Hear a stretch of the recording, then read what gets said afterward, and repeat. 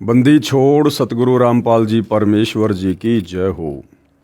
भाई और बहनों, पुस्तक भोगेगा अपना किया रे, इसके ऊपर वीडियो बनाने की श्रृंखला जारी है। प्रत्येक वीडियो में भाई और बहनों हमें बहुत ही अच्छी जानकारी प्राप्त हो रही है कि संत और भक्तों के साथ में बदतमीजी करना, बदसलूकी करना, दुर्व्यवहार करना, फिर आगे चलकर उसकी सज़ा प्राप्त करना। तो भाई और बहनों, हमें शिक्षा भी मिल रही है और साथ में करोथा कांड से लेकर बरवाला कांड, इनमें किन किन लोगों की विशेष भूमिका रही है। सतगुरु रामपाल जी परमेश्वर जी का प्रत्यक्ष या अप्रत्यक्ष रूप से उन लोगों के प्रति क्या रवैया रहा है, ये सारी बातें हमें इस पुस्तक भोगेगा अपना किया से प्राप्त हो रही है। साथ ही सतगुरु रामपाल जी के विषय में वर्तमान समय को लेकर बहुत सारे भविष्य वक्ताओं ने सैकड़ों वर्ष पहले भविष्यवाणियाँ की हुई हैं। उन भविष्यवाणियों से हमें पता चल रहा है कि वर्तमान में सतगुरु रामपाल जी परमेश्वर जी ही वह युग परिवर्तन का कारण बनने वाले महापुरुष हैं, जिनकी अध्यक्षता में पूरा विश्व एक होगा। जय गुरुदेव की भविष्यवाणी हमने पढ़ी, फ्लोरेंस की भविष्यवाणी हमने पढ़ी। आज हम नास्त्रदमस की भविष्यवाणी को देखेंगे कि उन्होंने सैकड़ों वर्ष पहले सतगुरु रामपाल जी के विषय में क्या कुछ अपनी दिव्य दृष्टि से देखकर कहा है। उसी दिव्य महापुरुष, कौन से दिव्य महापुरुष? सतगुरु रामपाल जी के विषय में नास्त्रदमस की भविष्यवाणी। संत रामपाल जी महाराज की अध्यक्षता में हिंदुस्तान विश्व धर्म गुरु के रूप में प्रतिष्ठित होगा। इसमें कोई संशय नहीं है भाई और बहनों, कोई मीन मेख नहीं है किसी भी प्रकार की। ये वर्तमान में आप लोगों को चाहे विश्वास हो या ना हो, क्योंकि अभी आप जी अध्यात्म से दूर हैं, सतगुरु रामपाल जी के प्रवचनों से दूर हैं। लेकिन जब आप सतगुरु रामपाल जी के सत्संग सुनना शुरू करेंगे, आपको पता चलेगा कि सतगुरु रामपाल जी के अलावा धर्म ग्रंथों का सार, निष्कर्ष, उनके अंदर छुपा हुआ वो तत्व भेद आज तक किसी भी व्यक्ति ने, चाहे वो आचार्य हो, शंकराचार्य हो, मंडलेश्वर हो, किसी भी धर्म का धर्म गुरु हो, उसने अपने समाज को निकाल कर नहीं दिया। और सतगुरु रामपाल जी सन 1994 से न केवल हिंदू धर्म के धर्मशास्त्रों का, बल्कि मुस्लिम, ईसाई, सिख व अन्य धर्मों के धर्म ग्रंथों का निष्कर्ष अर्थात भक्ति के विषय में संपूर्ण जानकारी, सृष्टि रचना संपूर्ण जानकारी उन्होंने सर्व समाज के सामने प्रस्तुत कर दी है, जो कि सर्व धर्मशास्त्रों से प्रमाणित है। तो आने वाले समय में भारत ही आध्यात्मिक मामले में सर्वोपरि देश होगा और भारत को सर्वोपरि देश बनाने में सतगुरु रामपाल जी का ही एकमात्र महत्वपूर्ण योगदान होगा। तो सतगुरु रामपाल जी ही आने वाले समय में विश्व गुरु के रूप में पूरी दुनिया के सामने प्रकट होंगे। फ्रेंच यानी फ्रांस देश के नास्त्रदमस नामक प्रसिद्ध भविष्यवक्ता ने सन ईस्वी सन 1555 में 1000 श्लोकों में भविष्यवाणी की सांकेतिक सत्य भविष्यवाणियाँ लिखी हैं। 100 श्लोकों के 10 शतक बनाए हैं, जिनमें से अब तक सर्व सिद्ध हो चुकी हैं।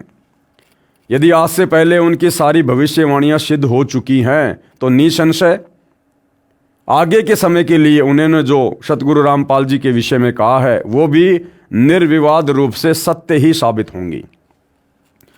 हिंदुस्तान में सत्य हो चुकी भविष्यवाणियों में से, यानी नास्त्रदमस जी ने आज से पहले भारत के विषय में और क्या क्या भविष्यवाणियाँ की थी, जो भविष्यवाणियाँ समय आने पर बिल्कुल सत्य सिद्ध हुई। इससे हमारा विश्वास बढ़ेगा कि उन्होंने एक महापुरुष के विषय में अर्थात सतगुरु रामपाल जी के विषय में जो भविष्यवाणी की हुई है, वो भी परम सत्य साबित होगी। सबसे पहले भविष्यवाणी उन्होंने भारत की प्रथम महिला प्रधानमंत्री श्रीमती इंदिरा गांधी जी के विषय में की थी, जो बिल्कुल सत्य साबित हुई। भारत की प्रथम महिला प्रधानमंत्री बहुत प्रभावशाली व कुशल होगी, ये संकेत स्वर्गीय श्रीमती इंदिरा गांधी की ओर है तथा उनकी मृत्यु निकटतम रक्षक द्वारा होना लिखा था, जो सत्य हुई। यानी नास्त्रेदमस जी ने अपनी भविष्यवाणी में लिखा था कि जो भारत की प्रधानमंत्री होगी, इंदिरा गांधी के विषय में संकेत था, और कहा था कि उनकी मृत्यु उन्हीं के बॉडीगार्ड के द्वारा होगी। और भाई और बहनों, ऐसा ही हुआ। उसके बाद उन्हीं का पुत्र उनका उत्तराधिकारी होगा, बिल्कुल सत्य हुआ। और वह बहुत कम समय तक राज्य करेगा, बिल्कुल सत्य साबित हुई उनकी बात। तथा आकस्मिक मृत्यु को प्राप्त होगा, यानी राजीव गांधी जी की अकाल मृत्यु हुई थी बॉम्ब ब्लास्ट में, जो सत्य सिद्ध हुई। पूर्व प्रधानमंत्री स्वर्गीय श्री राजीव गांधी जी के विषय में। आगे संत रामपाल जी महाराज के विषय में भविष्यवाणी नास्त्रेदमस द्वारा जो विस्तार पूर्वक लिखी है, तो हम इसको देखते हैं। अपनी भविष्यवाणी के शतक 5 के अंत में तथा शतक 6 के प्रारंभ में नास्त्रेदमस जी ने लिखा है कि आज अर्थात ईस्वी सन 1555 से ठीक 450 वर्ष बाद अर्थात सन 2006 में एक हिंदू संत यानी सायरन प्रकट होगा। प्रकट होने का मतलब है 2006 में करोथा कांड हुआ, और करोथा कांड के बाद विशेषकर हरियाणा से बाहर के लोग भी जानने लगे कि हरियाणा में संत रामपाल जी भी कोई संत है, कोई महापुरुष है। अर्थात सर्व जगत में उनकी चर्चा होगी। उस समय उस हिंदू धार्मिक संत यानी सायरन की आयु 50 व 60 वर्ष के बीच होगी। परमेश्वर ने नास्त्रेदमस को संत रामपाल जी महाराज के अधेड़ उम्र वाले शरीर का साक्षात्कार करवाकर चलचित्र की भांति सारी घटनाओं को दिखाया और समझाया। जिस प्रकार महाभारत का युद्ध कुरुक्षेत्र के मैदान में हो रहा था और हस्तिनापुर में कई किलोमीटर दूर बैठा बैठा संजय दिव्य दृष्टि प्राप्त करके धृतराष्ट्र को सारे युद्ध का वर्णन बिल्कुल सटीक बता रहा था। दिव्य दृष्टि के माध्यम से संजय चलचित्र की भांति पूरे युद्ध को देख रहा था। इसी प्रकार परमपिता परमेश्वर जी ने नास्त्रेदमस जी को आने वाले भविष्य के विषय में चलचित्र की तरह दिखाया, और नास्त्रेदमस जी ने ज्यों का त्यों अपनी भविष्यवाणी में लिख दिया, जो वर्तमान में सतगुरु रामपाल जी पर शब्दा शब्द खरी उतर रही है। श्री नास्त्रेदमस जी ने 16वीं सदी को प्रथम शतक कहा है। इस प्रकार 5वां शतक 20वीं सदी हुआ। नास्त्रेदमस जी ने कहा है कि वह धार्मिक हिंदू नेता अर्थात संत, जिसको सायरन भी कहते हैं, 5वें शतक के अंत के वर्ष में अर्थात सन 1999 में घर घर सत्संग करना त्याग कर अर्थात चौखटों को लांग कर बाहर आएगा।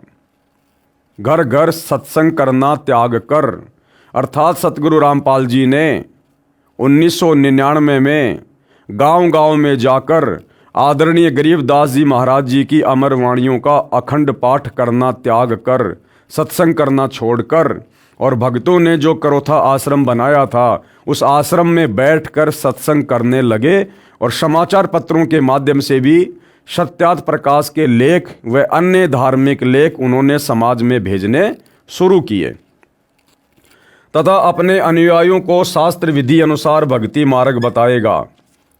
उस महान संत के बताए मार्ग से अनुयायियों को अद्वितीय आध्यात्मिक और भौतिक लाभ होगा। उस तत्व दृष्टा हिंदू संत के द्वारा बताए शास्त्र प्रमाणित तत्व ज्ञान को समझकर परमात्मा चाहने वाले श्रद्धालु ऐसे अचंभित होंगे जैसे कोई गहरी नींद से जागा हो। उस तत्व दृष्टा हिंदू संत द्वारा सन 1999 में चलाई आध्यात्मिक क्रांति 2006 तक चलेगी। तब तक बहुसंख्या में परमात्मा चाहने वाले भगत तत्व ज्ञान समझकर अनुयायी बनकर सुखी हो चुके होंगे। उसके पश्चात उस स्थान की चौखट से भी बाहर लांघेगा। उसके पश्चात 2006 से स्वर्ण युग प्रारंभ होगा। नोट: प्रिय पाठक जन कृपया पढ़ें निम्न भविष्यवाणी जो फ्रांस देश के वासी श्री नास्त्रेदमस जी ने की थी, जिसके विषय में मद्रास के एक ज्योतिष शास्त्री के एस कृष्णमूर्ति ने कहा है कि नास्त्रेदमस जी द्वारा सन 1555 में लिखी भविष्यवाणियों का यथार्थ अनुवाद सन 1998 में महाराष्ट्र में एक ज्योतिष शास्त्री करेगा। वह ज्योतिष शास्त्री नास्त्रेदमस की भविष्यवाणी का सांकेतिक भाषा का स्पष्टीकरण कर उसमें लिखित भविष्य घटनाओं का अर्थ देकर अपना भविष्य ग्रंथ प्रकाशित करेगा। यानी महाराष्ट्र का कोई एक ज्योतिषाचार्य होगा जो नास्त्रेदमस की सांकेतिक भविष्यवाणियों को समझकर और सरल भाषा में, मराठी भाषा में लिखेगा और एक नए ग्रंथ की रचना करेगा। उसी ज्योतिष शास्त्री द्वारा यथार्थ अनुवादित की गई पुस्तक के अनुवादकर्ता के शब्दों में पढ़िए। यानी उस ज्योतिषाचार्य ने क्या कुछ लिखा है नास्त्रेदमस की भविष्यवाणियों को सरल करके, जो सतगुरु रामपाल जी पर फिट बैठती हैं। पेज नंबर 32 व 33 पर, ठहरो, स्वर्ण युग अर्थात राम राज्य आ रहा है, यानी आध्यात्मिक राज्य आ रहा है या आध्यात्मिक युग आ रहा है। एक अधेड़ उम्र का औदार्य यानी उदार अजोड़ महासत्ता अधिकारी भारत ही नहीं सारी पृथ्वी पर स्वर्ण युग लाएगा और अपने सनातन धर्म का पुनरुत्थान करके यथार्थ भक्ति मार्ग बताकर सर्वश्रेष्ठ हिंदू राष्ट्र बनाएगा। ध्यान से सुनना भाइयों और बहनों, लिखने वाले सतलोक आश्रम वाले हैं। क्या लिख रहे हैं? और अपने सनातन धर्म का पुनरुत्थान करके, यानी जो सनातन धर्म धीरे धीरे लुप्त होता जा रहा है, लुप्त हो ही चुका है, केवल सनातन का नाम रह गया, बाकी सारे कर्म और भक्ति सनातन के विपरीत भारतवासी कर रहे हैं। तो वो जो महापुरुष होगा वो दोबारा से सनातन का पुनरुत्थान करेगा। यानी धार्मिक क्षेत्र में उससे बड़ा योगदान, उससे बड़ी क्रांति और कोई नहीं लाएगा।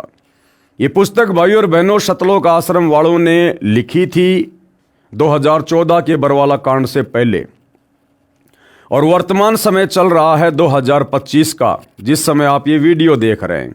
लिखने वाले सतलोक आश्रम वाले क्या लिख रहे हैं कि वह महापुरुष अर्थात संत रामपाल जी सनातन धर्म का पुनः उत्थान करेगा। और भाइयों और बहनों, अभी 12 दिसंबर 2025 को इन्हीं सतलोक आश्रम वालों ने सतगुरु रामपाल जी का झूठा मान सम्मान दिल्ली में उनकी फोटो को ले जाकर, और एक कोई काली रमन संस्था थी उसके द्वारा कोई कार्यक्रम आयोजित किया जाता है हर साल, यानी अपने सामाजिक लोगों को वो लोग भारत गौरव अवार्ड के नाम से कोई पुरस्कार देते हैं। तो सतलोक आश्रम वाले वहाँ पर सतगुरु रामपाल जी की फ़ोटो को ले गए, क्योंकि सतगुरु रामपाल जी वर्तमान 2025 में हिसार जेल में बैठे हुए, और वहाँ जाकर इन लोगों ने सतगुरु रामपाल जी का उस संस्था से सम्मान करवाया। और सतगुरु रामपाल जी को जो अवार्ड दिया गया वो किस क्षेत्र में दिया गया, आपको जानकर हैरानी होगी, सामाजिक कार्यों के क्षेत्र में। यानी हरियाणा में जो बाढ़ आई हुई थी, इन सतलोक आश्रम वालों ने फ्री में मोटर और पाइपें देकर बाढ़ का पानी निकलवा दिया, जिस कारण से इन्होंने सतगुरु रामपाल जी को सामाजिक कार्यकर्ता के रूप में ज़्यादा प्रसिद्ध कर दिया। तो उस काली रमन संस्था ने संत रामपाल जी को सामाजिक कार्यों में योगदान के लिए एक वो मोमेंटो दे दिया। और भाइयों और बहनों, उसी कार्यक्रम में एक और संत था, बिल्कुल नकली, उसको अपने नाम का परिचय देने का भी ज्ञान नहीं, स्वयं अपने नाम से पहले कह रहा कि मैं स्वामी फला फला आचार्य, जबकि अपने नाम से पहले कोई भी व्यक्ति श्री या स्वामी शब्द का यूज नहीं कर सकता। उसके चेले कर सकते हैं, दूसरा कर सकता है। तो जिस व्यक्ति को स्वयं के नाम का परिचय देने का भी ज्ञान नहीं, उस व्यक्ति को वहां पर बहुत बड़ा संत बनाकर और उसको जो अवार्ड दिया गया वो क्या था पता है?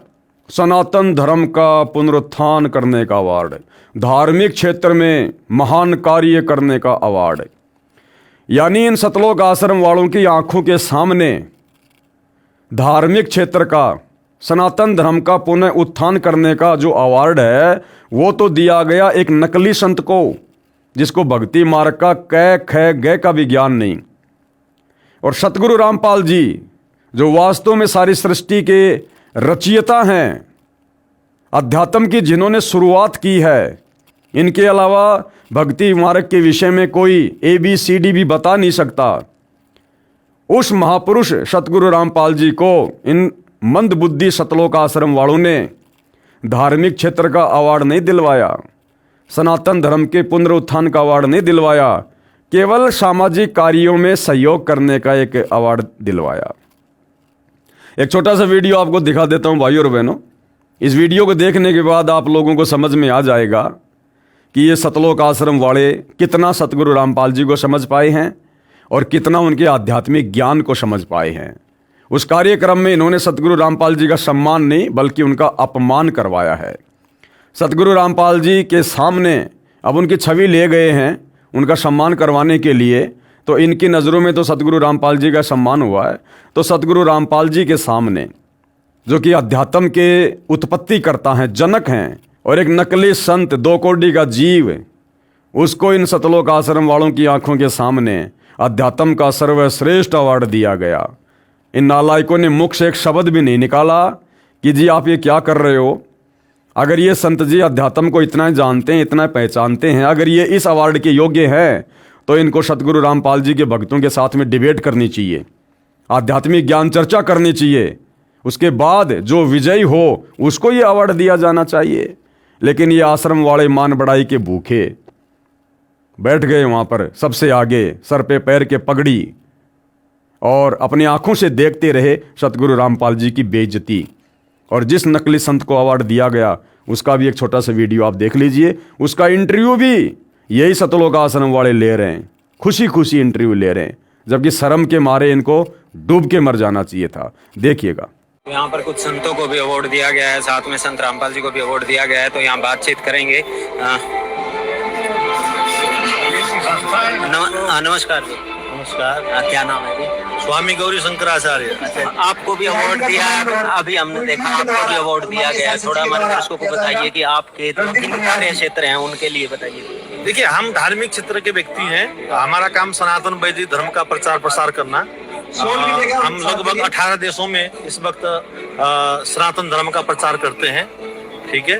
और योग है हमारा जो सब्जेक्ट है, मेडिटेशन है। इस प्रकार से हम समाज में कई देशों में हम लोग कार्यक्रम करते हैं।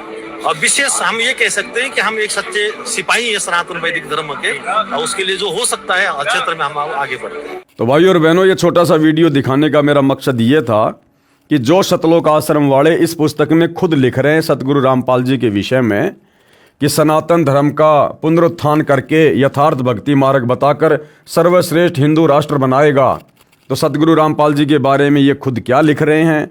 और वर्तमान में ये लोग सतगुरु रामपाल जी को भक्ति मार्ग का सर्वश्रेष्ठ योद्धा घोषित ना करके, साबित ना करके, एक छोटे से सामाजिक कार्यकर्ता के रूप में समाज के सामने पेश करके उनकी बेइज्जती करवा रहे हैं। तत्पश्चात ब्रह्म देश यानी बांग्लादेश, पाकिस्तान, बांग्ला, श्रीलंका, नेपाल, तिब्बत, अफगानिस्तान, मलाया आदि देशों में वही सार्वभौम धार्मिक नेता होगा।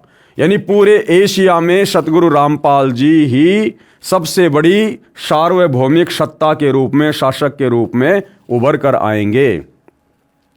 और सत्ताधारी चांडाल चौकड़ियों यानी वर्तमान में जो राजनीति का हिस्सा हैं, मंत्री, प्रधानमंत्री, मुख्यमंत्री, सत्ताधारी चंडाल चौकड़ियों पर उसकी सत्ता होगी।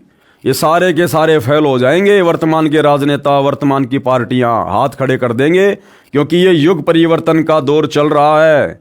2028 निर्धारित है। ऐसी विकट परिस्थितियां देश और दुनिया में पैदा होंगी, ये राजनेता ऊपर को हाथ खड़े करके भागेंगे, जैसे नेपाल में भाग रहे थे।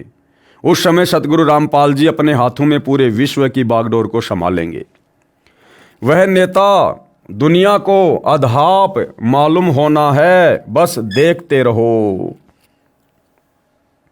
फिर आगे क्या लिखते हैं नास्त्रेदमस जी? पृष्ठ 40 पर फिर लिखा है, ठहरो राम राज्य यानी स्वर्ण युग आ रहा है।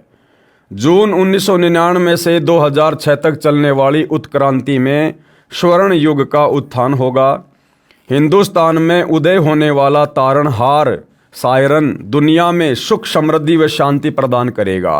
क्योंकि सुख समृद्धि और शांति भाइयों और बहनों विज्ञान से पैदा नहीं होती है, शास्त्र विरुद्ध साधना से पैदा नहीं होती है। संसार में सुख और शांति शास्त्र अनुकूल सत भक्ति करने से होती है, क्योंकि जब हम शास्त्र अनुकूल सत भक्ति करेंगे और विधि विधान से धर्म यज्ञ करेंगे तो उससे हमारे पुण्यों में वृद्धि होती है, और जब पुण्यों में वृद्धि होगी तो ऑटोमेटिक परमात्मा के विधान अनुसार जीव सुखी होगा।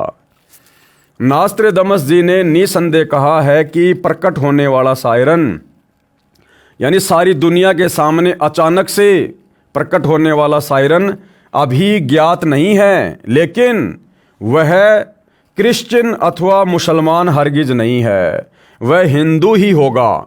और मैं नास्त्रेदमस उसका अभी छाती ठोक कर गर्व करता हूँ, क्योंकि उस दिव्य स्वतंत्र सूर्य सायरन का उदय होते ही सारे पहले वाले विद्वान कहलाने वाले महान नेताओं को निष्प्रभ होकर उसके सामने नम्र बनना पड़ेगा।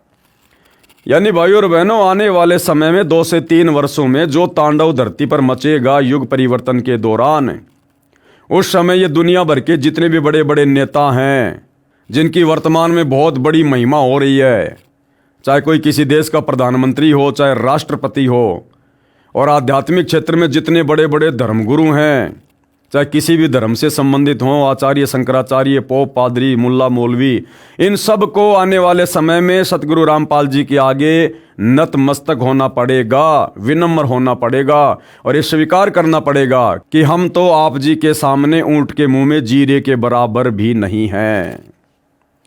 वह हिंदुस्तानी महान तत्वदृष्टा संत सभी को अभूतपूर्व राज्य प्रदान करेगा। वह समान कायदा, समान नियम बनाएगा। स्त्री पुरुष में, अमीर गरीब में, जाति और धर्म में कोई भेदभाव नहीं रखेगा, किसी पर अन्याय नहीं होने देगा। उस तत्वदर्शी संत का सर्व जनता विशेष सम्मान करेगी।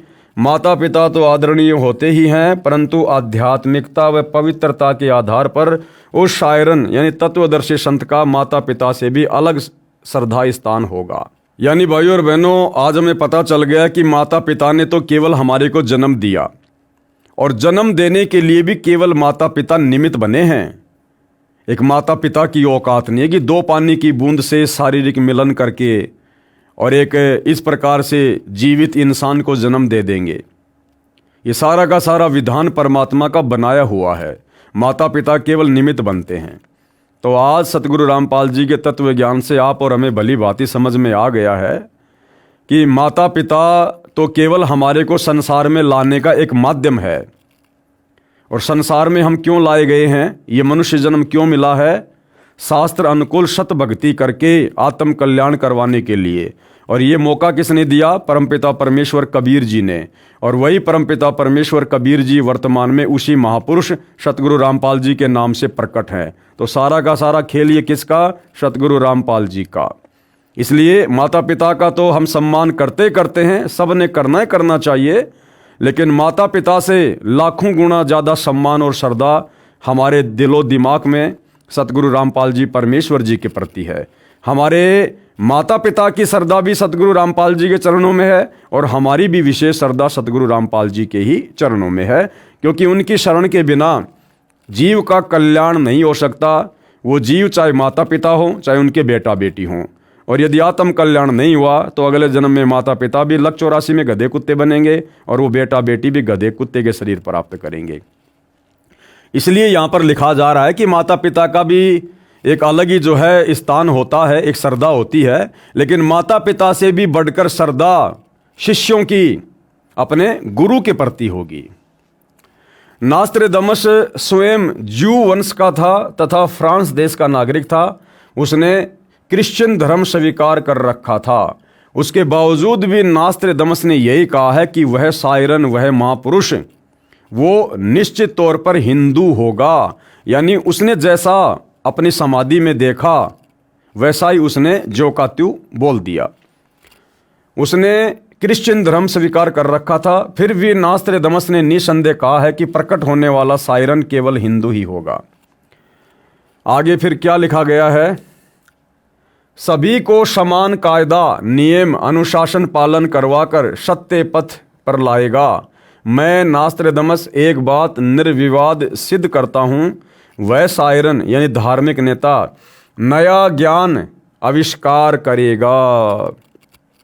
नया ज्ञान आविष्कार करने का मतलब है अध्यात्म के विषय में वो अनसुलझे रहस्य उजागर करेगा, अर्थात सृष्टि रचना को बताएगा, सचखंड की जानकारी देगा और सार शब्द सार नाम का आविष्कार करके, उन गुप्त मंत्रों का आविष्कार करके अपने अनुयायियों को देगा।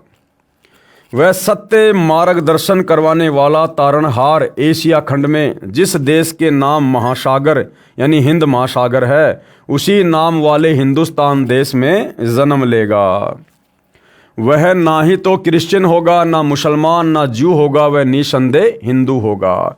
यानी एक एक शब्द नास्त्रेदमस जी का सतगुरु रामपाल जी पर खरा खरा उतर रहा है। अन्य भूतपूर्व धार्मिक नेताओं से महत्तर बुद्धिमान होगा और अंजी के होगा। नास्त्रेदमस भविष्यवाणी के शतक 6 श्लोक 17 में महत्वपूर्ण संकेत संदेश बता रहा है, उससे सभी प्रेम करेंगे। सतगुरु सुंदर रूप अपारा, सतगुरु 3 लोक से न्यारा, उसे सभी प्रेम करेंगे। अब भाई और बहनों, सतगुरु रामपाल जी की शरण में आने से पहले आप और हम भी इसी सांसारिकता के झूठे रंग में रंगे हुए थे। पहले हमें अपने माता पिता अच्छे लगते थे, शादी होने के बाद हमें अपनी स्त्रियां अच्छी लगने लगी, स्त्रियों से बच्चे उत्पन्न होने के बाद हमें बच्चे अच्छे लगने लगे, बच्चों के बच्चे होने के बाद फिर वो पोते पोतियां हमें अच्छे लगने लगे। लेकिन अब सतगुरु रामपाल जी के ज्ञान से परिचित होने के बाद हम परिवार में रहते हैं, सभी का आदर सम्मान करते हैं, अपनी जिम्मेदारियां निभाते हैं, सबसे प्यार प्रेम से रहते हैं। लेकिन हम भक्तों का जो विशेष प्यार है, प्रेम है, लगाव है, वो केवल हमें अपने गुरुदेव भगवान से है। क्यों? क्योंकि उन्होंने हमारी आत्मा को जगा दिया, जो आत्मा अज्ञान में सोई हुई थी। उन्होंने हमें मोक्ष मुक्ति का मार्ग दिखा दिया, अन्यथा हम लक 84 योनियों में गधे कुत्ते सूअर बनकर यहीं भटकते रहते, भरमते रहते। ये परिवार आज है, यदि भक्ति ना मिलती तो कल ये परिवार भी हमसे बिछुड़ता और हम भी लक 84 योनियों में और फिर नरक में कष्ट भोगते। इसलिए इन तमाम बातों पर विचार करके हमारी जो श्रद्धा है वो सतगुरु रामपाल जी के प्रति विशेष है, अटूट है। उसका बोलबाला रहेगा, उसका भय भी रहेगा।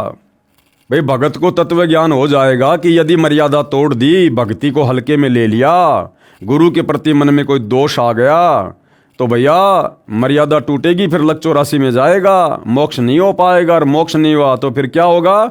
नरक में जाएगा, जीवन बर्बाद हो जाएगा, युगों युग बीत जाएंगे, ना जाने परमात्मा फिर कब संभालेगा। तो फिर भगत को भय भी होगा। और भाई और बहनों, भय बिना भक्ति नहीं होती, भक्ति में भय भी जरूरी है। कोई भी अपकृत्य करना नहीं सोचेगा, यानी कोई भी दुष्कर्म नहीं करेगा, फिर भगत उसका नाम व कीर्ति त्रिखंड में गूंजेगी, तीनों लोकों में गूंजेगी, अर्थात आसमानों के पार उसकी महिमा का बोलबाला होगा। अब तक अज्ञान निंद्रा में गाड़े सोए हुए समाज को तत्व ज्ञान की रोशनी से जगाएगा। सर्व मानव समाज हड़बड़ा कर जागेगा, उसके तत्व ज्ञान के आधार से भक्ति साधना करेगा, सर्व समाज से सत्य साधना करवाएगा, जिस कारण सर्व साधकों को अपने आदि अनादि स्थान सतलोक में अपने पूर्वजों के पास ले जाकर वहाँ स्थायी स्थान प्राप्त करवाएगा, यानी वारिस बनाएगा। इस क्रूर भूमि काल लोक से मुक्त करवाएगा, ये शब्द बोल उठेगा। आगे क्या कुछ सतगुरु रामपाल जी के विषय में लिखा है? यह हिंसक महाकाल कौन है, कहाँ है, ये बात सायरन यानी तत्वदर्शी संत ही बताएगा। उस क्रूर चंद्र से वह सायरन ही मुक्त करवाएगा। और निसंदेह सृष्टि रचना के माध्यम से हमें पता चल गया है कि ये काल कौन है, क्यों यहाँ हमें जन्म और मरण के चक्कर में कर्म बंधन में बांध रखा है, और किस प्रकार से हम इस काल के लोक से मुक्ति प्राप्त करेंगे। सायरन यानी तत्वदर्शी संत के कारगिर्द में इस भूतल की पवित्र भूमि पर हिंदुस्तान में स्वर्ण युग का अवतरण होगा, फिर वह पूरे विश्व में फैलेगा। उस विश्व नेता और उसके सद्गुणों की उसके बाद भी महिमा गाई जाएगी। भाई जो पूरी पृथ्वी को एक प्रकार से सतयुग में तब्दील करके चला जाएगा। अपने मिशन को पूरा करने के बाद सतगुरु रामपाल जी जब शरीर सतलोक को प्रस्थान करेंगे तो आने वाले लाखों वर्षों तक इस पृथ्वी पर उनके इस महान उपकार के लिए दुनिया उनको याद किया करेगी और लाखों वर्षों तक पृथ्वी पर उन्हीं का बोलबाला होगा, उन्हीं की महिमा होगी। उसके मन की शालीनता, विनम्रता, उदारता का इतना रेल पेल बोलबाला होगा कि इससे पहले नमूद किए हुए शतक 6 श्लोक 70 के आखिरी पंक्ति में किया हुआ उल्लेख कि अपना शब्द खुद ही बोल उठता है और शायरन की ही जुबान बोल रही है कि शायरन अपने बारे में बस 3 ही शब्द बोलता है, एक, विजयी और ज्ञाता। 3 ही शब्द बोलता है। यहां पर भाइयों और बहनों, ये प्रथम नाम, शतनाम और सारनाम के विषय में संकेत है। इसके साथ और विश्लेषण ना चिपकाएं, मुझे मंजूर नहीं होगा। इसके साथ और कोई मंत्र संत्र मत चिपका देना, ये बिल्कुल भी मुझे मंजूर नहीं होगा। कौन कह रहा है? नास्त्रेदमस। जबकि सतलोक आश्रम वालों ने तो चिपका दिया, सार शब्द के नाम पे चौथा मंत्र चिपका दिया। 1 लाख रुपए लेकर, 1 लाख रुपए का संकल्प करवाकर जो चौथा मंत्र दिया जा रहा है, सार शब्द ओम सोहम सत्य कबीरा, इन्होंने तो चिपका दिया। यह पृष्ठ 42 वाला 4 उल्लेख वाणी शतक 6 श्लोक 71 पर है। हिंदू शायरन अपने ज्ञान से दैप्तीयमान उतुंग ऊंचा स्वरूप का विधान तत्व ज्ञान फिर से बिना शर्त उजागर करवाएगा। मानवीय संस्कृति निर्धोक संवारेगा, इसमें संशय नहीं। अभी किसी को मालूम नहीं, लेकिन अपने समय पर जैसे नरसिंह अचानक प्रकट हुआ था, ऐसे ही वह विश्व महान नेता ग्रेट शायरन अपने तर्क शुद्ध अचूक आध्यात्मिक ज्ञान और भक्ति तेज से विख्यात होगा। क्योंकि भाइयों और बहनों, युग परिवर्तन का दौर है, 2028 निर्धारित है, विश्व में धमाका होगा, हर प्रकार से त्राहिमाम होगा। कहीं भूकंप आएगा, कहीं बाढ़ आएगी, कहीं अतिवृष्टि होगी, कहीं सूखा पड़ेगा, अकाल आएगा, कहीं महामारियां फैलेंगी, कहीं युद्ध हो रहा है, कहीं गृह युद्ध हो रहे हैं। त्राहिमाम मचेगा। और उस समय किसी भी धर्म के ना ही तो देवी देवता आगे आकर मदद करेंगे, ना ये नकली साधु संत महात्मा सामने आएंगे, और ना किसी राष्ट्र का राष्ट्राध्यक्ष, कोई प्रधानमंत्री, मुख्यमंत्री या राष्ट्रपति जनता की पुकार सुनेगा या उनका बचाव करेगा। ये राजनेता भी हाथ ऊपर खड़े करके भागते नजर आएंगे।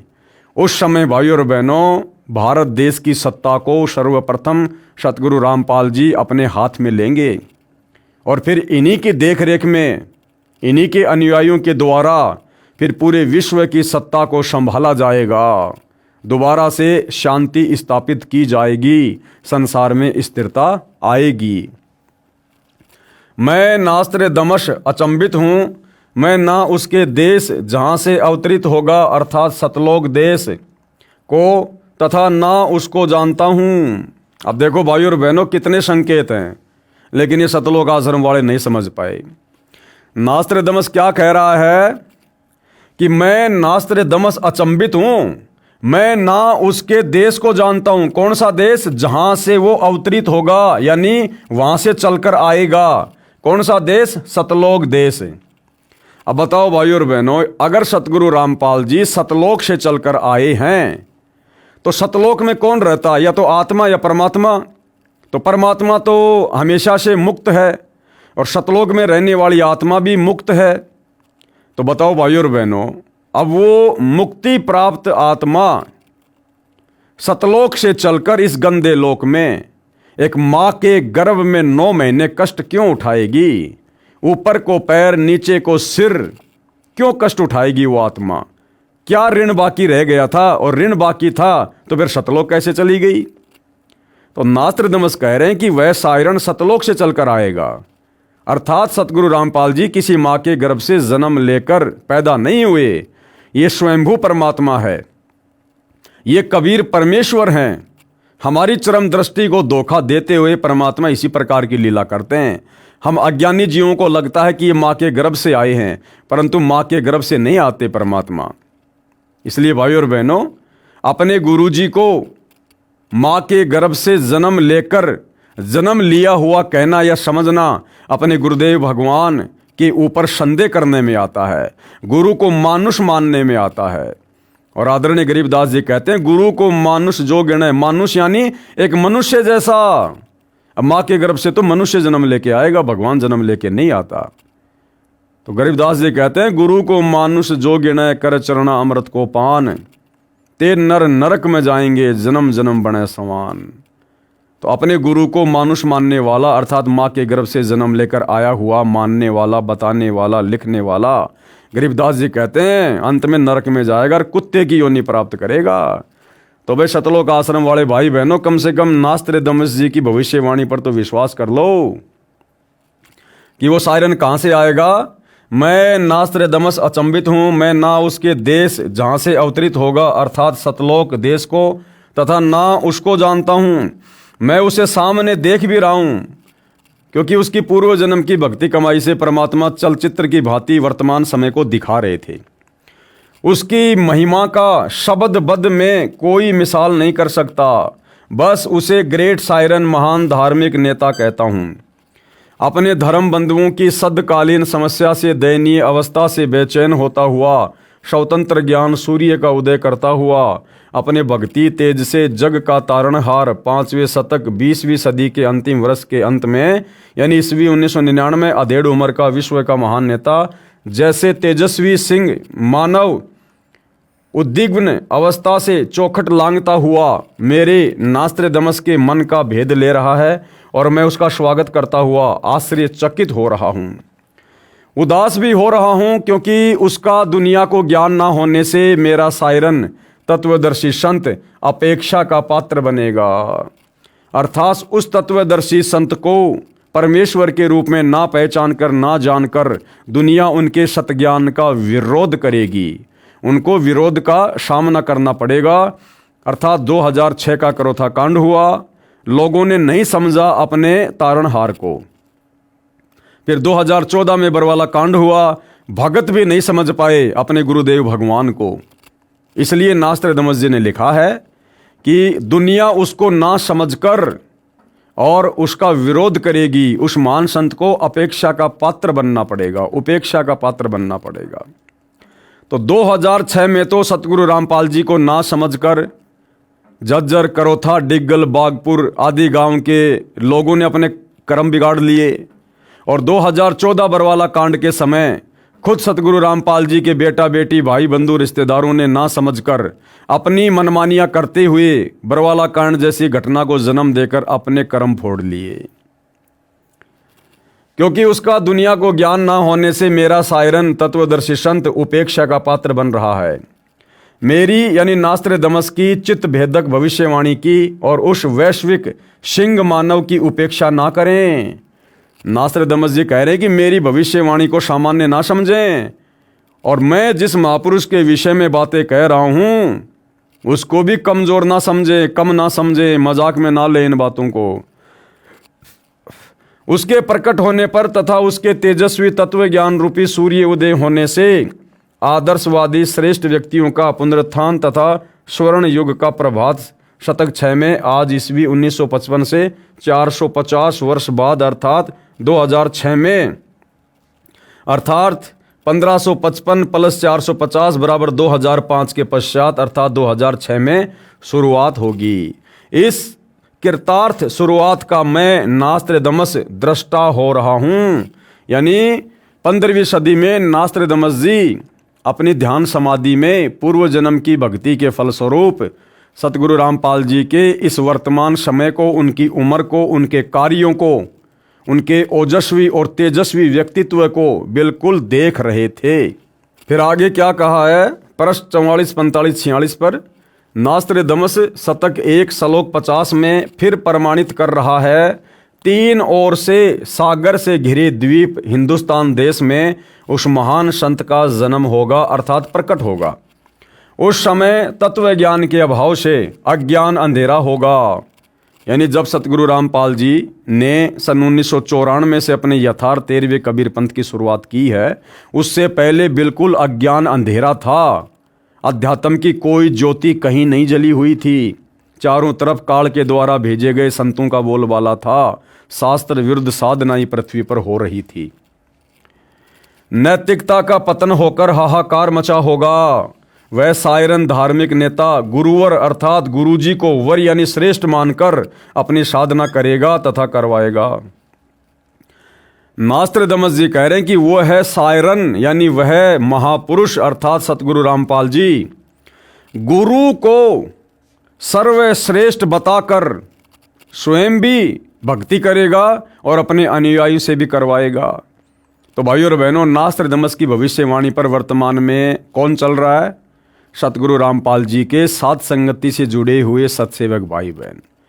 क्योंकि हम अपने गुरु को ही तो सर्वश्रेष्ठ मानकर, भक्ति का जनक मानकर, सारी सृष्टि का रचनहार मानकर, एकमात्र हम उन्हीं को अपना इष्ट मानकर उनकी पूजा 5 दीपक वाली थाली से उतारते हुए, तीनों समय की आरती करते हुए, उनके शीश पर चवर लहराते हुए और उन्हीं को एकमात्र गीता अध्याय 3 श्लोक 13 के अनुसार परमात्मा मानकर भोग लगाते हुए हम भाई बहन भक्ति कर रहे हैं नहीं कर रहे? सतगुरु रामपाल जी की संगत में लाखों की संख्या में भगत भाई बहन है, लेकिन क्या कोई भी सतगुरु रामपाल जी को अपना इष्ट मानकर, उन्हें परमेश्वर मानकर इस प्रकार से भक्ति कर रहा है? केवल साथ संगति से जुड़े भाई बहन। बाकी सतलोक आश्रमों से जुड़े भाई बहन वर्तमान समय 2025 तक केवल उनको मानुष मानते हैं और परमात्मा मान रहे हैं, इष्ट मान रहे हैं दाढ़ी मूछ वाली उस कबीर जी की नकली फोटो को। तो क्या कह रहे हैं नास्त्रदमस जी? वह सायरन अर्थात धार्मिक नेता गुरुवर अर्थात गुरु जी को वर यानी श्रेष्ठ मानकर अपनी साधना करेगा तथा करवाएगा। यानी सतगुरु रामपाल जी ने भी अपने मुंह बोले गुरु जी को ही महत्वता दी, आप और हमें गुरु का महत्व समझाने के लिए। अन्यथा ये तो स्वयं जगत गुरु हैं और जगत गुरु को गुरु धारण करने की आवश्यकता नहीं पड़ती है। वह धार्मिक नेता अर्थात तत्वदर्शी संत अपने धर्म बल अर्थात भक्ति की शक्ति से तथा तत्व ज्ञान द्वारा सर्व राष्ट्रों को नतमस्तक करेगा।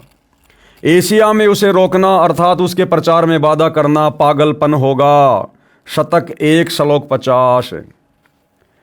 नोट: नास्त्रदमस की भविष्यवाणी फ्रांस देश की भाषा में लिखी गई थी। बाद में एक पॉल ब्रंटन नामक अंग्रेज ने इस नास्त्रदमस की भविष्यवाणी सेंचुरी ग्रंथ को फ्रांस में कुछ वर्ष रहकर समझा, फिर इंग्लिश भाषा में लिखा। उसने गुरुवार शब्द को बृहस्पति यानी गुरुवार अर्थात थर्सडे जानकर लिख दिया कि वह अपनी पूजा का आधार बृहस्पतिवार को बनाएगा। वास्तव में गुरुवार शब्द है जिसका अर्थ है सर्व गुरुओं में जो एक तत्व ज्ञाता श्रेष्ठ है तथा गुरु को मुख्य मानकर साधना करना होता है। क्या लिख रहे हैं सतलोक आश्रम वाले? देखो, नास्त्रदमस की भविष्यवाणी को भी ये लोग शुद्ध करके लिख रहे हैं कि बृहस्पतिवार का क्या मतलब होता है। क्या कह रहे हैं? गुरु को मुख्य मानकर साधना करना होता है। तो बताओ भाई, फिर हम साथ संगति से जुड़े भाई बहन गुरु द्रोही कहां हुए? अरे इस लाखों की संगत में, लाखों की भीड़ में हम साथ संगति वाले भाई बहन ही तो हैं जो गुरु को सर्वश्रेष्ठ मानकर, गुरु को भक्ति का आधार मानकर और भक्ति कर रहे हैं। और जब गुरु को सर्वश्रेष्ठ मान लिया, फिर दाढ़ी मूछ वाली कबीर की नकली फोटो का हमारे घर में क्या काम, हमारे दरबार में क्या काम? फिर जून के महीने में उस दाढ़ी मूछ वाली कबीर की नकली फोटो का प्रगट दिवस मनाने का क्या मतलब? तो गुरु को सर्वश्रेष्ठ मानकर नास्त्रदमस की भविष्यवाणी के अनुसार हम सत्सेवक भाई बहन ही भक्ति कर रहे हैं।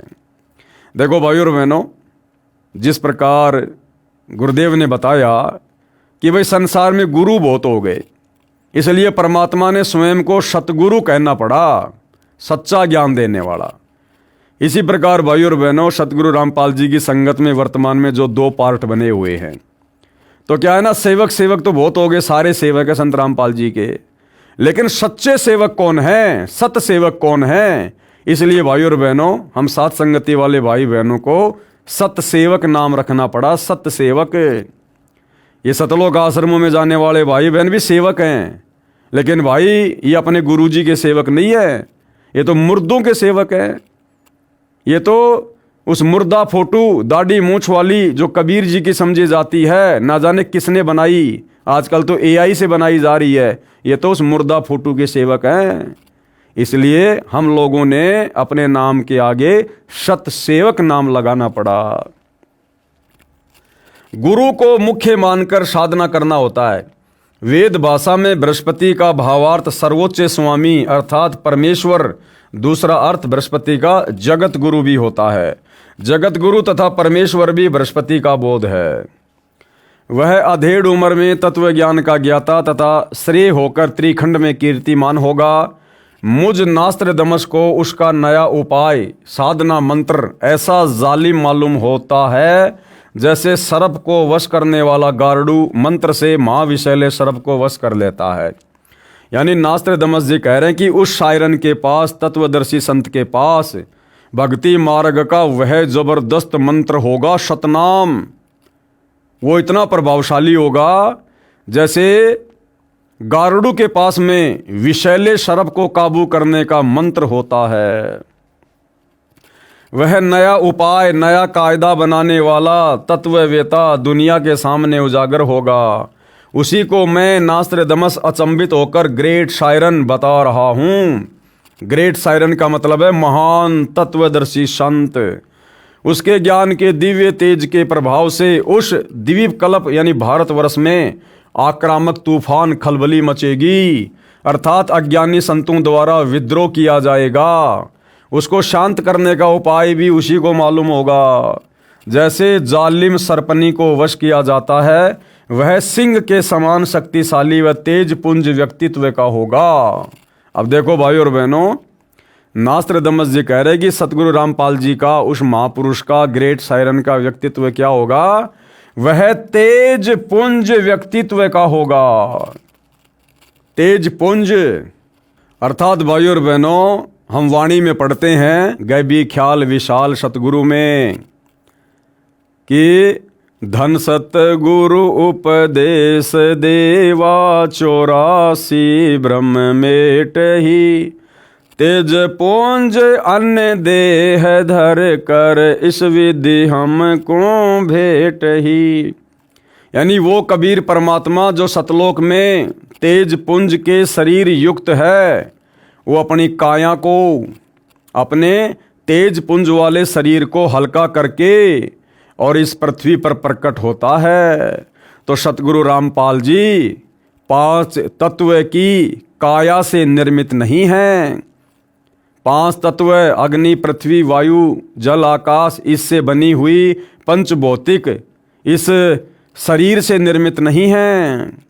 इसीलिए तो हम सत्सेवक भाई बहन अपने गुरुदेव भगवान को नूरी शरीर में मानकर, 5 तत्व की देह से अलग मानकर, तेज पुंज वाले व्यक्तित्व का मानकर और 8 सितंबर को उनका प्रकट दिवस मनाते हैं। प्रकट दिवस, क्योंकि कबीर परमात्मा सतगुरु रूप में प्रकट ही होते हैं, और जब प्रकट होते हैं तो उनकी तेज पुंज की देह होती है, भले हमें दिखाई ना दे। इसलिए हम उनका प्रकट दिवस मनाते हैं। तो यहाँ पर क्या लिखा जा रहा है? वह तेज पुंज व्यक्तित्व का होगा, यानी उसकी काया आम मनुष्य की भांति हाड़ मांस से निर्मित नहीं होगी, 5 तत्व से बनी नहीं होगी। वह तेज पुंज युक्त होगा। और नित्य नियम में हम रोज अपने गुरुदेव भगवान की सुबह सुबह महिमा करते हैं और क्या बोलते हैं? गरीब ऐसा सतगुरु हम मिला तेज पुंज के अंग, झिलमिल नूर जहूर है नर रूप श्वेत रंग। गरीब ऐसा सतगुरु हम मिला तेज पुंज के अंग, यानी हम कह तो अपने गुरुजी को रोज रहे हैं कि हमारे गुरुजी तेज पुंज के शरीर वाले हैं, उनके अंग 5 तत्व से बने हुए नहीं हैं। लेकिन जब आता है 8 सितंबर का दिन, तो इस वाणी पर केवल सत्सेवक भाई बहने खरे उतरते हैं और 8 सितंबर को अपने गुरु को मानुष ना मानकर, स्वयं कबीर परमात्मा मानकर, तेज पुंज के व्यक्तित्व का धनी मानकर हम उनका प्रकट दिवस मनाते हैं। और इन सतलोक आश्रमों में गुरु को मानुष मानकर, जन्म लिया हुआ मानकर उनका जन्मदिन मनाया जाता है। तो क्या लिखा जाता है? वह सिंह के समान शक्तिशाली व तेज पुंज व्यक्तित्व का होगा। यह मैं नास्त्रेदमस स्पष्ट शब्दों में बता रहा हूं कि वह कुंडलिनी शक्ति धारण किए हुए। आगे स्पष्ट शब्द यह है कि जिस समय वह सायरन जिस महासागर में द्विकल्प है, उसी देश के नाम पर महासागर का भी नाम है हिंद महासागर। विशेषता ये होगी कि उस देश की भुजंग सर्पनी शक्ति कुंडलिनी शक्ति का पूर्ण परिचित ट्रियो मास्टर होगा। वह सायरन महान धार्मिक नेता, उदार मस्त वाला, कृपालु, दयालु, दैप्तीयमान, सनातन साम्राज्य अधिकारी, आदि पुरुष, सत्य पुरुष का अनुयायी होगा। अब नास्त्रेदमस को ये नहीं पता बेचारे को कि वो स्वयं सत्य पुरुष होगा या उसका अनुयायी होगा। और हो सकता है ये अनुवाद करते समय अनुयायी शब्द इन आश्रम वालों ने लिख दिया हो। उसकी सत्ता सार्वभौम होगी, उसकी महिमा उपाय गुरु श्रद्धा, गुरु भक्ति अर्थात गुरु बिना कोई साधना सफल नहीं होती, इस सिद्धांत को दृढ़ करेगा। तत्व ज्ञान का सत्संग करके प्रथम अज्ञान निंद्रा में सोए अपने धर्म बंधुओं हिंदुओं को जागृत करके अंधविश्वास के आधार पर साधना कर रहे श्रद्धालुओं को शास्त्र विधि रहित साधना का बुर्का फाड़कर गूढ़ गहरे ज्ञान तत्व ज्ञान का प्रकाश करेगा। अपने सनातन धर्म का पालन करवाकर समृद्ध शांति का अधिकारी बनाएगा। तत्पश्चात उसका तत्व ज्ञान संपूर्ण विश्व में फैलेगा। उस महान तत्वदर्शी संत के ज्ञान की कोई भी बराबरी नहीं कर सकेगा, अर्थात उसका कोई भी सानी नहीं होगा। उसके गूढ़ ज्ञान तत्व ज्ञान के सामने सूर्य का तेज भी कम पड़ेगा। इसलिए मैं नास्त्रेदमस वैश्विक सिंह महामानव इतना महान होगा कि मैं उसकी महिमा को शब्दों में नहीं बांध पाऊंगा। अर्थात 7 समुद्र की मशी करूं, लेखनी करूं बन राय, सब धरती का कागज करूं, पर सतगुरु के गुण लिखे ना जाए। मैं नास्त्रेदमस उस ग्रेट शायरन को देख रहा हूं, अर्थात वो अपनी दिव्य दृष्टि कह लीजिए या समाधि अवस्था कह लीजिए, जो पूर्व जन्म की भक्ति के फलस्वरूप उसको प्राप्त थी, उस आधार से वो कह रहा है। उपरोक्त विवरण का भावार्थ है कि उस विश्व नेता को 50 वर्ष की आयु में तत्व ज्ञान शास्त्रों में प्रमाणित होगा, अर्थात वह 50 वर्ष की आयु में सन 2001 में सर्व धर्मों के शास्त्रों को पढ़कर उसका ज्ञाता तत्वज्ञानी होगा। और सतगुरु रामपाल जी ने सन 2001 के बाद से ही इन पवित्र धर्मशास्त्रों में जो शास्त्र अनुकूल साधना के विषय में प्रमाण है लिखा हुआ है, उसको दिखाना शुरू किया। उससे पहले सन 1994 से 2001 तक उन्होंने आदरणीय गरीबदास जी के अमर ग्रंथ को आधार बनाकर ही सत्संग किए, तथा उसके पश्चात उस तत्व ज्ञान का श्रेय गे यानी जानने योग्य परमेश्वर का ज्ञान अन्य को प्रदान करने वाला होगा, तथा उसका आध्यात्मिक जन्म अमावस्या को होगा। उस समय वह प्रौढ़ होगा, तथा जब वह प्रसिद्ध होगा तब उसकी आयु 50 से 60 साल के मध्य होगी। यानी 2006 के करोथा कांड के समय परमेश्वर की जो लीला में शारीरिक आयु थी वो 50 वर्ष के आसपास थी। नास्त्रेदमस कहता है कि निसंदेह विश्व में श्रेष्ठ तत्वज्ञाता ग्रेट शायरन के विषय में मेरी भविष्यवाणी के शब्दा शब्द को किसी नेताओं पर जोड़कर तर्क वितर्क करके देखेंगे तो कोई भी खरा नहीं उतरेगा। मैं नास्त्रेदमस छाती ठोक कर शब्दा शब्द कह रहा हूँ, मेरा शायरन का कृतत्व और उसका गूढ़ गहरा ज्ञान अर्थात तत्व ज्ञान ही सर्व की खाल उतारेगा। बस 2006 साल आने दो, इस विधान का एक एक शब्द खरा खरा समर्थन शायरन ही देगा। आगे क्या कुछ कहा जा रहा है। नास्त्रेदमस ने अपनी भविष्यवाणी में कहा है कि 21वीं सदी के प्रारंभ में दुनिया के क्षितिज पर शायरन का उदय होगा। जो भी बदलाव होगा वह मेरी नास्त्रेदमस की इच्छा से नहीं बल्कि शायरन की आज्ञा से, नियति की इच्छा से सारा बदलाव होगा ही होगा। यानी कलयुग में सतयुग आएगा ही आएगा। उसमें से नया बदलाव मतलब हिंदुस्तान सर्वश्रेष्ठ राष्ट्र होगा। कई सदियों से ना देखा ऐसा हिंदुओं का सुख साम्राज्य दृष्टिगोचर होगा। उस देश में पैदा हुआ धार्मिक संत ही तत्वदृष्टा तथा जग का तारणहार जगत जेता होगा। एशिया खंडों में रामायण महाभारत आदि का ज्ञान जो हिंदुओं में प्रचलित है उससे भी भिन्न आगे का ज्ञान उस तत्वदर्शी संत का होगा। वह सत्य पुरुष का अनुयायी होगा, वह एक अद्वितीय संत होगा। बहुत सारे संत नेता आएंगे और जाएंगे, सर्व परमात्मा के द्रोही तथा अभिमानी होंगे। मुझे नास्त्र दमस्को आंतरिक साक्षात्कार उस शायरन का हुआ है। अब देखो भाई और बहनों, ये है नास्त्र दमस की भविष्यवाणी का सार। जबकि 2014 बरवाला कांड के बाद जो ज्ञान गंगा पुस्तक लिखी गई है सतलोक आश्रम वालों के द्वारा, उस ज्ञान गंगा पुस्तक में इन सतलोक आश्रम वालों ने इसी भविष्यवाणी का उल्टा फुल्टा अर्थ कर दिया सतगुरु रामपाल जी के ऊपर लगे हुए देशद्रोह के मुकदमे को लेकर। और क्या लिख दिया इन्होंने कि उस महान शायरन के ऊपर राष्ट्रद्रोह का मुकदमा लगेगा, जबकि नास्त्र दमस ने ऐसा नहीं कहा था। नास्त्र दमस ने कहा था कि बहुत सारे संत नेता आएंगे और जाएंगे, सब परमात्मा के द्रोही तथा अभिमानी होंगे। इन आश्रम वालों ने यहां पर कह दिया कि उस महापुरुष पर राष्ट्रद्रोह का मुकदमा लगेगा। ये पुस्तक इन सतलोक आश्रम वालों ने, राष्ट्रीय समाज सेवा समिति वालों ने 2014 बलवाला कांड से पहले लिखी है। उस समय तक सतगुरु रामपाल जी पर कोई राष्ट्रद्रोह का मुकदमा नहीं लगा था। अगर उन पर ऐसा होना था, यदि पहले से यदि ऐसा ही भविष्यवाणी में लिखा हुआ था, तो इन आश्रम वालों ने इस पुस्तक में साफ साफ यहां पर राष्ट्रद्रोह का अर्थात देशद्रोह का नाम लिखना चाहिए था। लेकिन राष्ट्रद्रोह का मुकदमा लगने के बाद इन आश्रम वालों ने फिर यहां नास्त्र दमस की भविष्यवाणी में इस शब्द को ऐड किया है, जो कि गलत है। वह परम संत भारत के जिस प्रांत में जन्म लेगा उसका नाम 5 नदियों के नाम पर होगा, अर्थात पंजाब प्रांत। संत रामपाल जी महाराज का जन्म लेखक के अनुसार भाई 8 सितंबर 1951 में हुआ। हमारी दृष्टि में जन्म नहीं हुआ, वे प्रकट हुए हैं।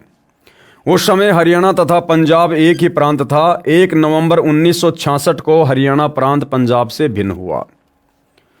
नास्त्र दमस ने यहां तक कहा है कि उस महान संत की माता कुल 3 बहनें होंगी। बिल्कुल सत्य है। संत रामपाल जी महाराज की माता जी 3 बहनें हैं।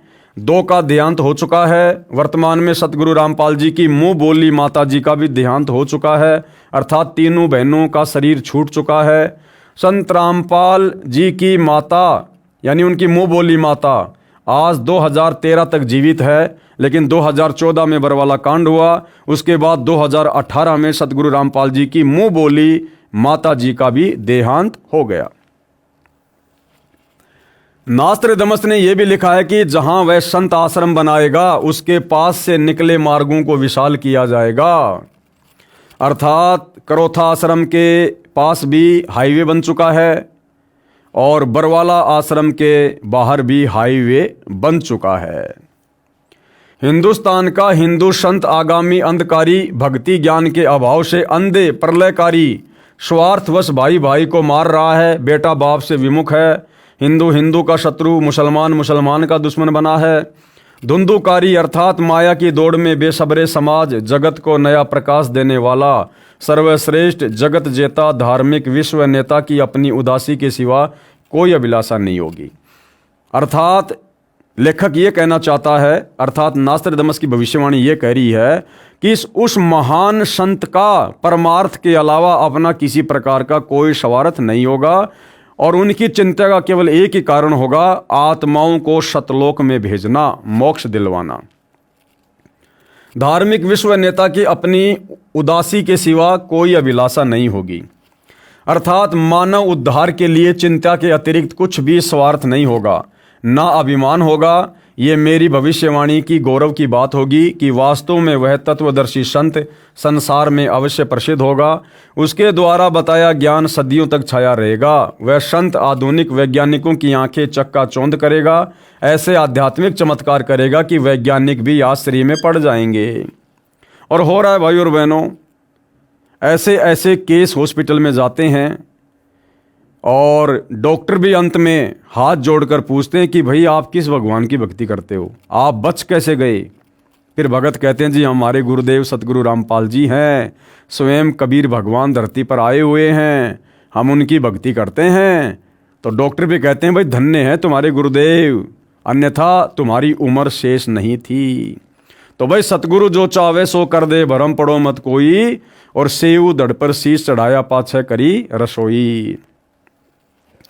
उसका सर्व ज्ञान शास्त्र प्रमाणित होगा। मैं नास्त्रदमस कहता हूं कि बुद्धिवादी व्यक्ति उसकी उपेक्षा ना करें, यानी उनको मजाक में ना लें, उनको हल्के में ना लें। माँ के गर्भ से जन्म लिया हुआ कोई व्यक्ति ना माने, उनको साक्षात परमपिता परमेश्वर मानकर चरणों में आ जाएं। उसे छोटा ज्ञान दीप ना समझें और आगे क्या करें। और वो कार्य भाई और बहनों सतगुरु रामपाल जी की संगत में से केवल सत्सेवक भाई बहन कर रहे हैं। देखो बाकी दुनिया को तो अभी तक उनके विषय में जानकारी नहीं है, तो बाकी दुनिया तो हल्के में लेगी। और जिन जिन आत्माओं को सतगुरु रामपाल जी ने अपनी शरण में ले लिया, तत्व ज्ञान दे दिया, उन लाखों की भीड़ में भी केवल सात संगति से जुड़े सत्सेवक भाई बहन ही हैं जो उनको अपना इष्ट मानकर, अपना आराध्य देव यानी इष्ट देव परमेश्वर मानकर, और उनको सिंहास नस्त करके यानी उनको आसन के ऊपर बैठा कर, यानी सत्सेवक भाई बहनों ने घर घर में बेड लगा रखे, घर घर में बेड, और तीनों समय की आरती, विशेषकर सुबह और शाम की आरती, गुरुदेव की आरती उतारते हुए करते हैं। उनको भोग लगाते हैं सुबह शाम भोग की आरती के साथ में।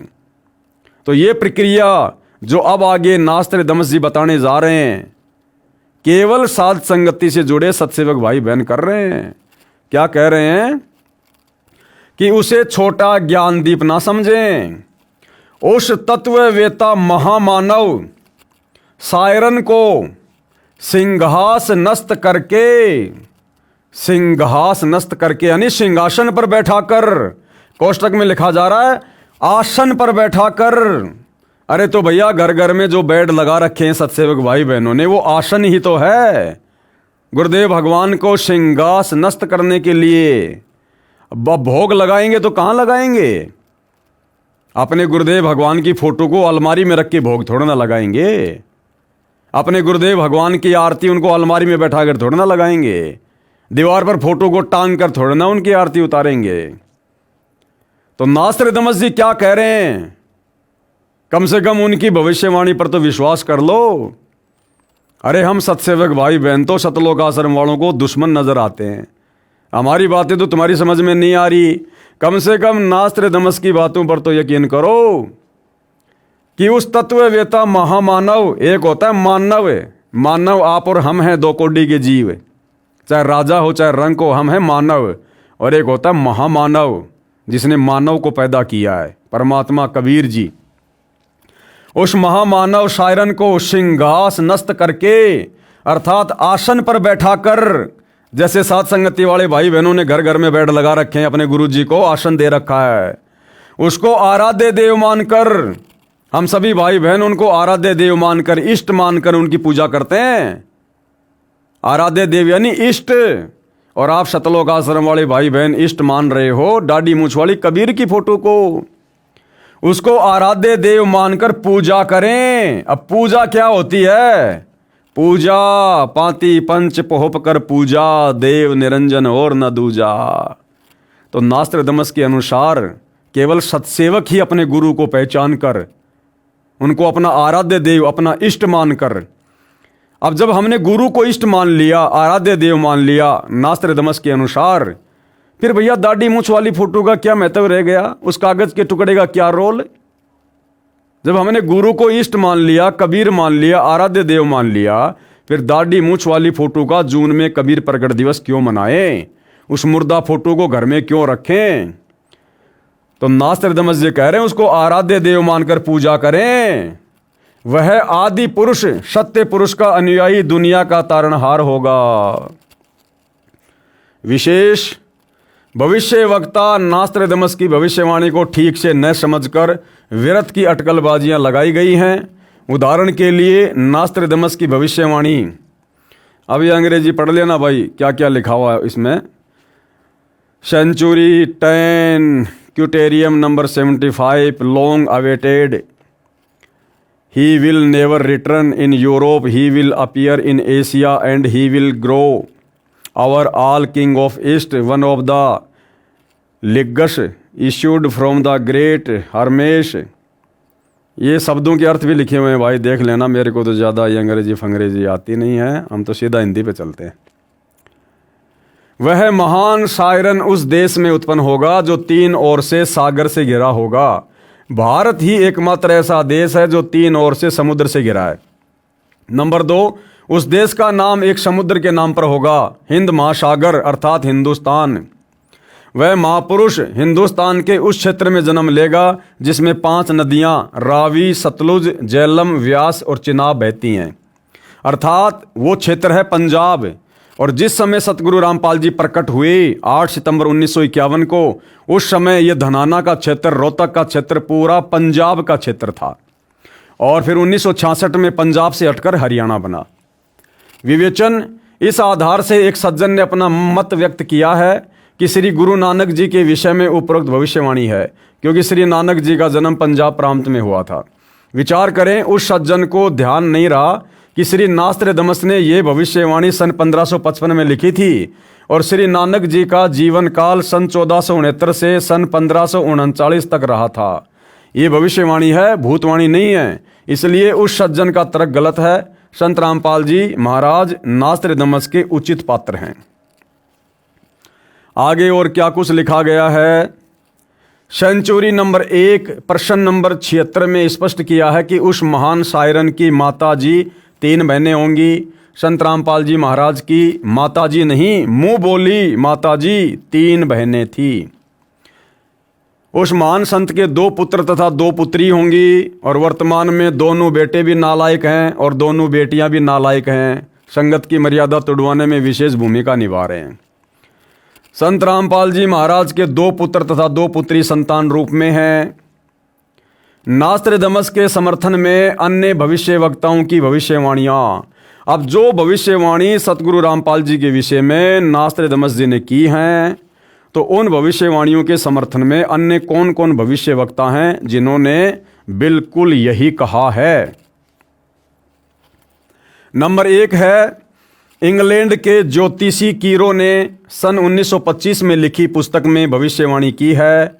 20वीं सदी अर्थात सन 2000 ईस्वी के उत्तरार्ध में सन 1950 के पश्चात उत्पन्न संत ही विश्व में एक नई सभ्यता लाएगा जो संपूर्ण विश्व में फैल जाएगी। भारत का वह एक व्यक्ति सारे संसार में क्रांति ला देगा। तो बिल्कुल सतगुरु रामपाल जी के ऊपर खरी उतर रही है, क्योंकि 1951 में सतगुरु रामपाल जी का प्राकट्य हुआ।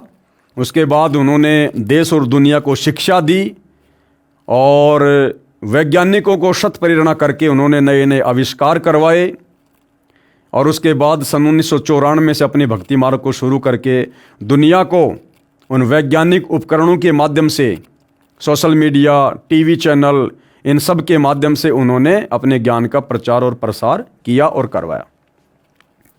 नंबर 2, भविष्य वक्ता श्री विजिलेटिन के अनुसार 20वीं सदी के उत्तरार्ध में विश्व में आपसी प्रेम का भाव, मानवता का हास, माया संग्रह की दौड़, लूट व राजनेताओं का अन्याय हो जाना आदि आदि बहुत से उत्पाद देखने को मिलेंगे।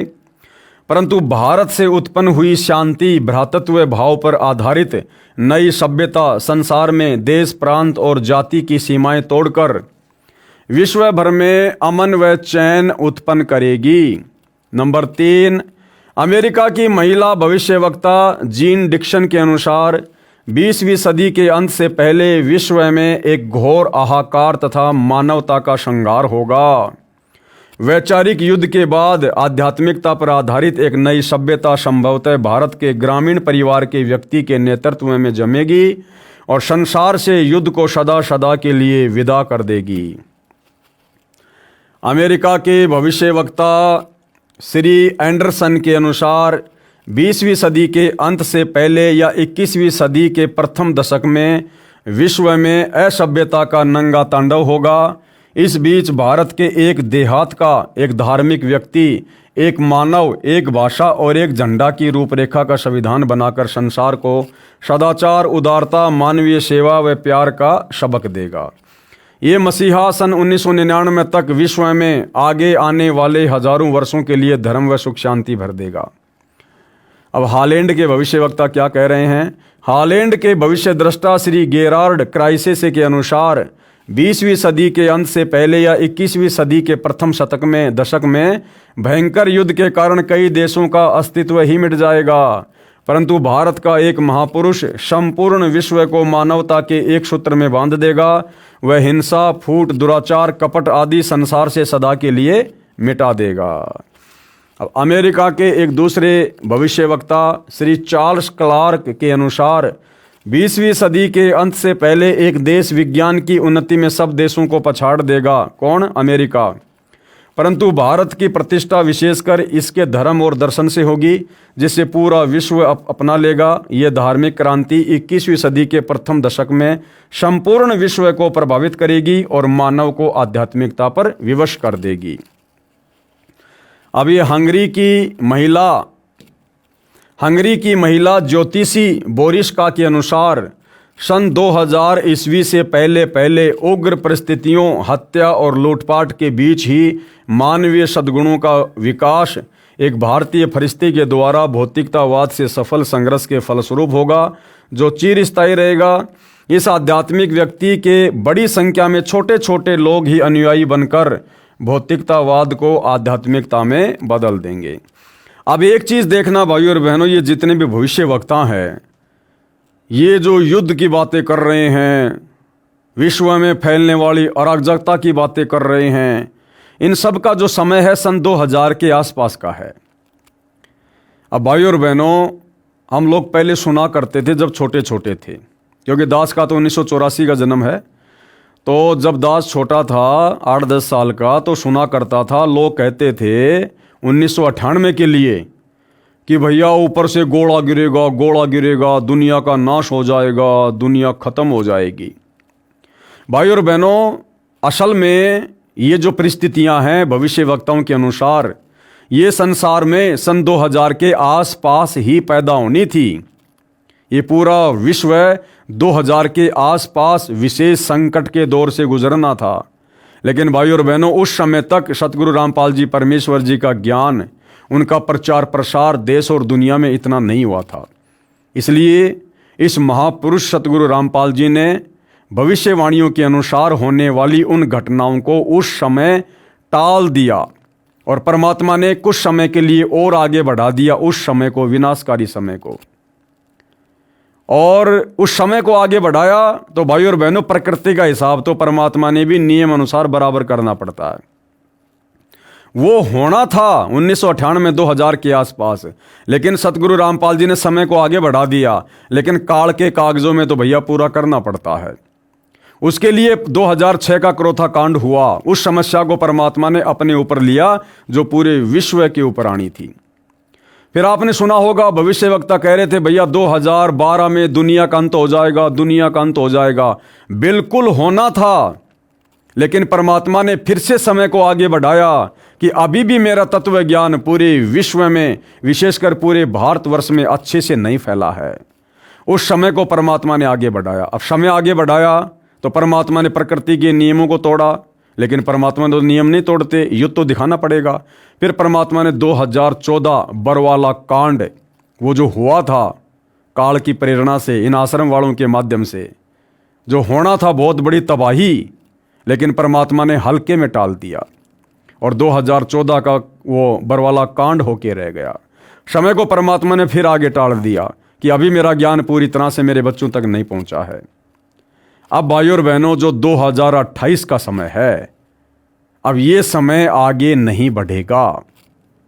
चाहे कोई ज्ञान को समझे चाहे ना समझे, सारी उम्र परमात्मा संदेशा देने में नहीं लगा रहेगा। सतलोक के लिए आत्माएं भी तैयार करनी है। तो 2028 युग परिवर्तन का समय खुद सतगुरु रामपाल जी ने अपनी ज्ञान गंगा पुस्तक में नास्त्रदमस की भविष्यवाणी में लिखा हुआ है।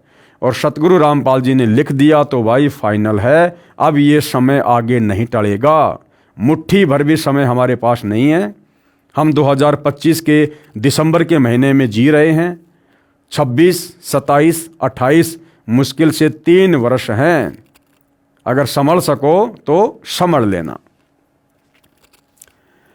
फ्रांस के डॉक्टर जूल वर्न के अनुसार सन 1990 के बाद यूरोपीय देश भारत की धार्मिक सभ्यता की ओर तेजी से झुकेंगे। सन 2000 तक विश्व की आबादी 640 करोड़ के आसपास होगी और बिल्कुल उतनी थी। भारत से उठी ज्ञान की धार्मिक क्रांति नास्तिकता का नाश करके आंधी तूफान की तरह संपूर्ण विश्व को ढक लेगी। उस भारतीय महान आध्यात्मिक व्यक्ति के अनुयायी देखते देखते एक संस्था के रूप में आत्मशक्ति से संपूर्ण विश्व पर प्रभाव जमा लेंगे। फ्रांस के नास्त्रडमस के अनुसार विश्व भर में सैनिक क्रांतियों के बाद थोड़े से ही अच्छे लोग संसार को अच्छा बनाएंगे, जिनका महान धर्मनिष्ठ विश्वविख्यात नेता 20वीं सदी के अंत और 21वीं सदी की शुरुआत में किसी पूर्वी देश से जन्म लेकर भ्रातृत्ववर्ती व सौजन्यता द्वारा सारे विश्व को एकता के सूत्र में बांध देगा। नास्त्रडमस शतक 1 श्लोक 50 में प्रमाणित कर रहा है, 3 ओर से सागर से घिरे द्वीप में उस महान संत का जन्म होगा, यानी प्रकट होगा। उस समय तत्व ज्ञान के अभाव से अज्ञान अंधेरा होगा, नैतिकता का पतन होकर हाहाकार मचा होगा। वह शायरन धार्मिक नेता गुरुवर अर्थात गुरुजी को वर यानी श्रेष्ठ मानकर अपनी साधना करेगा तथा करवाएगा। वह धार्मिक नेता तत्वदर्शी संत अपने धर्म बल अर्थात भक्ति की शक्ति से तथा तत्व ज्ञान द्वारा सर्व राष्ट्रों को नतमस्तक करेगा। एशिया में उसे रोकना अर्थात उसके प्रचार में बाधा करना पागलपन होगा। शतक 1 श्लोक 50 सेंचुरी 1 कन्ना 50। अब इजराइल के प्रोफेसर हरार क्या कह रहे हैं? प्रोफेसर हरार के अनुसार भारत देश का एक दिव्य महापुरुष मानवतावादी विचारों से सन 2000 ईस्वी से पहले आध्यात्मिक क्रांति की जड़ें मजबूत कर लेगा। यानी सन 1994 से सतगुरु रामपाल जी ने प्रवचन करने शुरू कर दिए थे। वह सारे विश्व को उनके विचार सुनने को बाध्य होना पड़ेगा, क्योंकि परिस्थितियां ऐसी पैदा हो जाएंगी। सतगुरु रामपाल जी की भक्ति के अलावा, उनकी शरण के अलावा धरती पर दूसरा ठिकाना दिखाई नहीं देगा। भारत के अधिकतर राज्यों में राष्ट्रपति शासन होगा। देख लो भाइयों और बहनों, अब आगे क्या होने वाला है। 2028 युग परिवर्तन। भारत के अधिकतर राज्यों में राष्ट्रपति शासन होगा। अधिकतर राज्यों का मतलब है कम से कम 20 के आसपास स्टेट में आने वाले समय में 2028 के आसपास राष्ट्रपति शासन होगा। इमरजेंसी लगी होगी, आर्मी शासन होगा। भारत के अधिकतर राज्यों में राष्ट्रपति शासन होगा, पर बाद में नेतृत्व धार्मिक वीर लोगों पर होगा। यानी सतगुरु रामपाल जी के भक्तों के हाथों में भारत की बागडोर आ जाएगी। ये नेता भाग खड़े होंगे जो एक धार्मिक संगठन के आश्रित होंगे, यानी सतगुरु रामपाल जी के भक्ति मार्ग के आश्रित होंगे। नॉर्वे के श्री आनंदाचार्य की भविष्यवाणी के अनुसार सन 1998 के बाद एक शक्तिशाली धार्मिक संस्था भारत में प्रकाश में आएगी, यानी सतगुरु रामपाल जी प्रकाश में आएंगे, जिसके स्वामी एक गृहस्थ व्यक्ति की आचार संहिता का पालन संपूर्ण विश्व करेगा। धीरे धीरे भारत औद्योगिक, धार्मिक और आर्थिक दृष्टि से विश्व का नेतृत्व करेगा और उसका विज्ञान यानी आध्यात्मिक तत्व ज्ञान ही पूरे विश्व को मान्य होगा। उपरोक्त भविष्यवाणियों के अनुसार ही आज विश्व में घटनाएं घट रही हैं। युग परिवर्तन प्रकृति का अटल सिद्धांत है। कौन लिख रहे हैं? सतलोक आश्रम वाले लिख रहे हैं कि युग परिवर्तन तो होके रहेगा। और सतगुरु रामपाल जी ने इस युग परिवर्तन का समय ज्ञान गंगा में 2028 लिखा हुआ है। वैदिक दर्शन के अनुसार 4 युगों सतयुग, त्रेतायुग, द्वापर और कलयुग की व्यवस्था है। जब पृथ्वी पर पापियों का एक छत्र साम्राज्य हो जाता है, तब भगवान पृथ्वी पर मानव रूप में प्रकट होता है। अब देख लो भाइयों और बहनों, बार बार संत रामपाल जी को जन्म लिया है, जन्म लिया है, जन्म लिया है लिखने वाले और कहने वाले ध्यान से देख लो भाई, क्या लिखा हुआ है कि जब जब पृथ्वी पर दुष्टों का, राक्षसों का, गलत प्रवृत्ति के, गलत विचारों वाले व्यक्तियों का एक छत्र साम्राज्य हो जाता है, जैसी परिस्थितियां वर्तमान में प्रकट हो रही हैं, तब क्या होता है? तब भगवान, कौन भगवान? कबीर भगवान पृथ्वी पर मानव रूप में प्रकट होता है। तो वर्तमान में कौन है वो महापुरुष जो आने वाली इन विषम परिस्थितियों को अपने आध्यात्मिक ज्ञान से, आशीर्वाद से, अपनी शक्ति से कंट्रोल में करेगा? सतगुरु रामपाल जी। तो कौन हुए सतगुरु रामपाल जी? स्वयं भगवान परमात्मा। और वे किस विधि से आए संसार में? माँ के गर्भ से जन्म लेकर या प्रकट हुए हैं? तब भगवान पृथ्वी पर मानव रूप में प्रकट होता है। अरे काल के अवतार तो प्रकट नहीं होते ना, ये रामकृष्ण तो सब जन्म लेकर आए हैं। तो अब वो कौन है जो प्रकट होगा? और वो स्वयं भगवान होगा, सतगुरु रामपाल जी। जब पापियों का एक छत्र साम्राज्य हो जाता है तब भगवान पृथ्वी पर मानव रूप में प्रकट होता है। मानवता के इस पूर्ण विकास का काम अनादिकाल से भारत ही करता आया है। यानी ये आध्यात्मिक क्रांति हर युग में भारत से ही शुरू होती है। भारत अध्यात्म का सेंटर है। इस पुण्य भूमि पर अवतारों का अवतरण अनादिकाल से होता आ रहा है।